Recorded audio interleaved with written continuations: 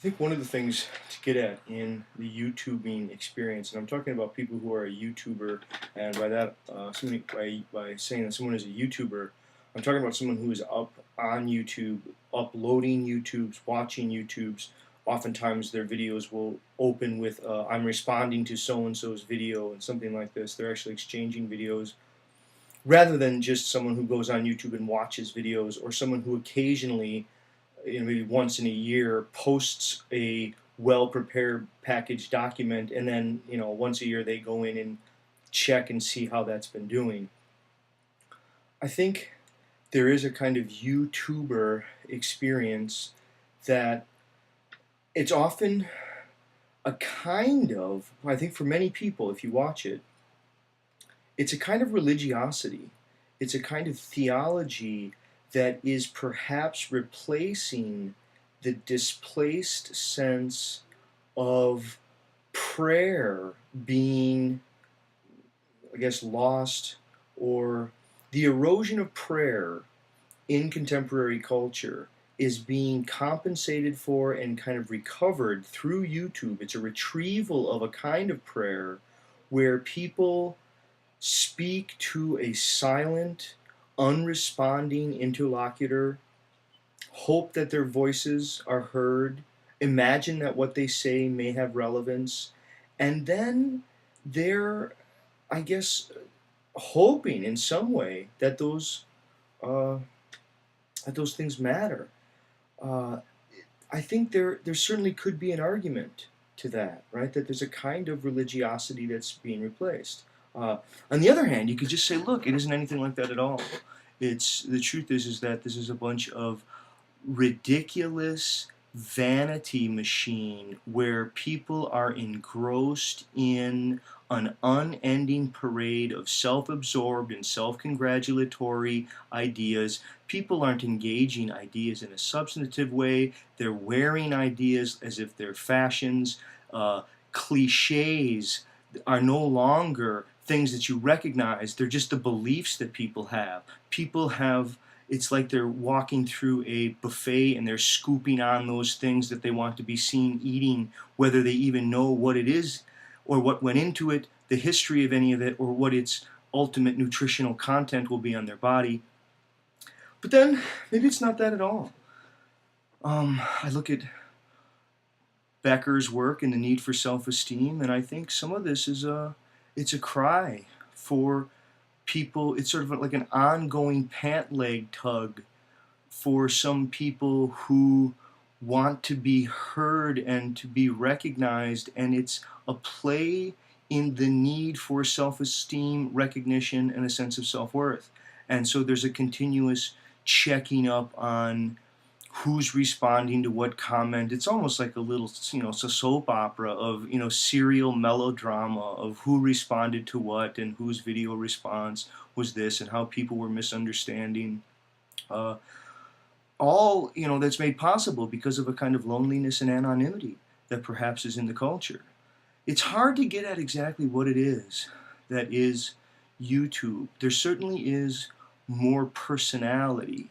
If if speech is more of a who than a what. See, I think there's different ways to come at what speech and language are. One might say that speech is a kind of what, right? We can ask that question. We say, what is speech?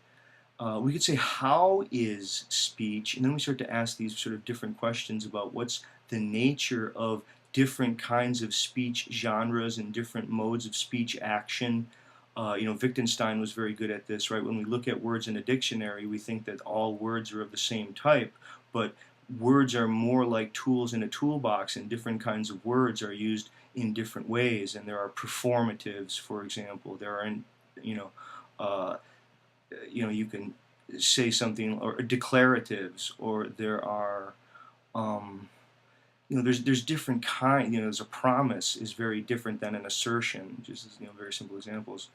Uh, but I think the larger issue, or the question of what is it that people are trying to achieve, what is it that they will try to get at in shooting these YouTube videos and responding to YouTube videos, I think it's all of those things, and it's much more. I think there is a genuine concern to share knowledge, a genuine concern to have a sort of open source economy where people can share ideas and they don't have to have a library card, or they don't have to pay either gas mileage to go to a community, or they don't even have to pay for a university membership. Arguably, they can get access to some of the more brilliant minds, especially those who are being interviewed and or whose public lectures are now being recorded and uploaded, by the thousands, I guess, daily. YouTube, you can sort of imagine a future service where YouTube will become a kind of academic knowledge distribution service where perhaps private individuals will pay for access to their videos and then give incremental pay scales for what kind of access they will get. Will it be comments? Will it be video dialogue? Will it be, Stick'em chat room interaction? I mean, I don't know what it'll be, but you can certainly imagine that it will be something. YouTube itself is a very odd experience.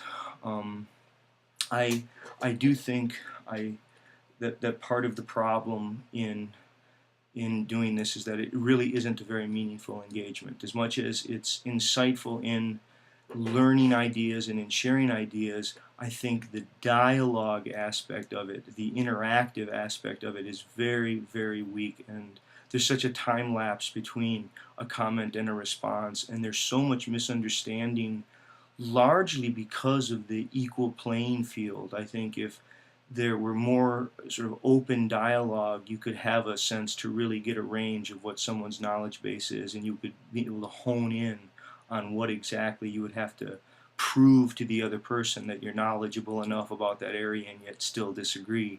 I think it's very easy to say that if we disagree, the other person just simply hasn't read enough, or at least what we've read. And I don't think we all have to have read the same things, right? I think, in a previous video I was suggesting that people need to read a certain author in order to know something about a topic. It was more that this is a classic example. There was a person who was dogmatically espousing a political view, wearing it like a fashion badge, I think not even realizing that they were doing it, and then they were sort of suggesting that they didn't even need to read any more than that, because as an anarchist, what more do you need to know? I mean, they have the Bible, it's the Unabomber Manifesto, and it's absurd. And then I think, why would I even respond to this? And then I wonder, is this person giving a prayer? Is it a cry for help? Is it a person just in a vain attempt to gratify themselves? Is it a genuine need for self-worth and value? And who is anyone to say that anyone is beyond recognition of their ideas? Different people have different ideas at different stages of life, and I think all of us, hopefully, are willing to be vulnerable enough to grow in those things. I think YouTube, though, is perhaps not the best medium for dialogue. It's a good medium for sharing maybe books, maybe a channel that, my channel will perhaps become more of a book-oriented channel where I will read particular books, perhaps some of my books in a little bit more detail, and I would like people, to think more about educational programming. I think if I saw evidence that there was, and I do see it, and I'm excited about it. I think the Holons Network is a great example. But more interactive dialogue and more attempt to really engage book culture here on YouTube. Readings together, books together, and close analysis, perhaps inviting authors to talk about their works. Okay, so again, with sort of an update again on my current status on what exactly will happen with my relationship to YouTube. Okay, thanks people.